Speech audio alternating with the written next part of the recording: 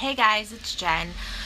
So as you guys know, summer should be just around the corner. It doesn't feel like it lately here in Massachusetts. It's been kind of cold and rainy. I think it was like 49 or 50 degrees today.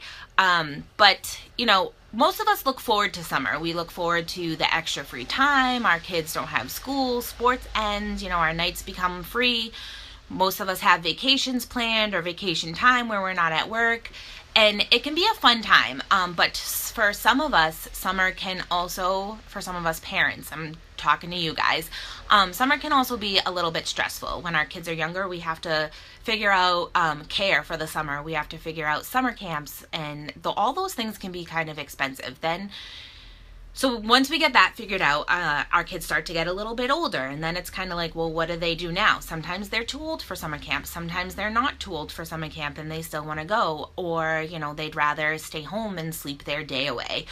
My son is 14 years old and summer's coming, and I'll be honest with you guys, I'm a little bit worried. I'm a little bit worried because he's going to have all this free time on his hands, and, he's a pretty good kid for the most part, but it also leaves a lot of opportunities for maybe some trouble to happen, and I don't want that. So I've kind of been racking my brain a little bit and thinking of ways that I can make sure that he's having a productive summer. So I just wanted to share with you guys some things that I'm going to do that he doesn't know about yet, and he's probably not going to be too happy, that will make sure, I'm keeping him busy for, a little part of the day. That's less options for him to sit around and do nothing or, get into trouble with his friends.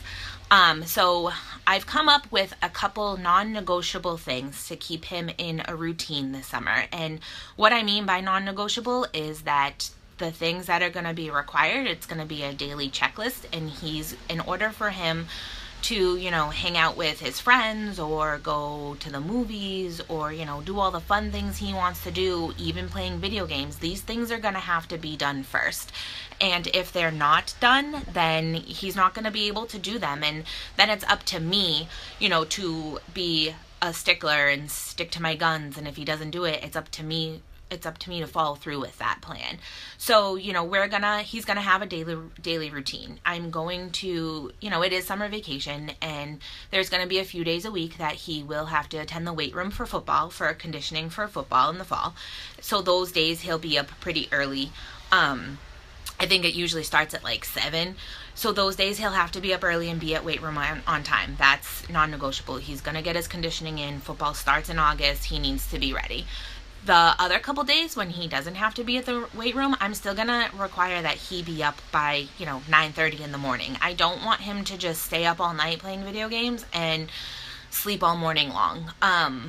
He's going to have summer reading. So he's going to be required to read, half an hour a day. I want his summer reading done first and foremost right after weight room, because that's required for school, so that has to get done. And I'm also going to give him daily chores to do. It's kind of keeps him responsible. And if, he doesn't go to weight room, if he doesn't read and he doesn't get his chores done, whether it's picking up his room or something in the yard or, picking up the kitchen, doing a couple dishes that are in the sink, if those things, it's going to change. It will be something different daily. But if they are not done, he's not going to be able to do the things that he wants to do. And I'm also going to make sure that he is taking care of the dog. And that's where, responsibility comes into play. It's not like, if I don't sweep the kitchen floor, my mom might be mad. The dog our dog's a living thing. He's part of our family. He needs to be taken care of. So there's, a need for him to be responsible. He needs to feed the dog, give the dog water, take the dog out.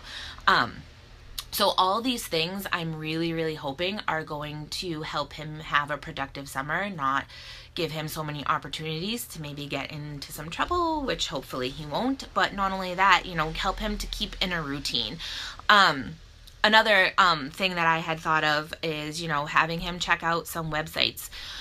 They do say that, kids forget some of the stuff that they've learned over the school year during the summer, because they do have 2.5 months of nothing. This one will probably be a little bit harder harder than the other non-negotiable things on his daily checklist, but it will probably be a couple times a week. I'll have him checking out some math websites, getting some math practice in, on top of the reading that's required for school. So hopefully you guys can find some of these tips useful or helpful for your kids to help them have a productive summer as well. And I'd also love to hear from you guys if you have any that I didn't mention, because I could use as many tips as I can get here. You know, I want to make sure he keeps things going and stays on the right path during summer. Thanks, guys. Have a good night.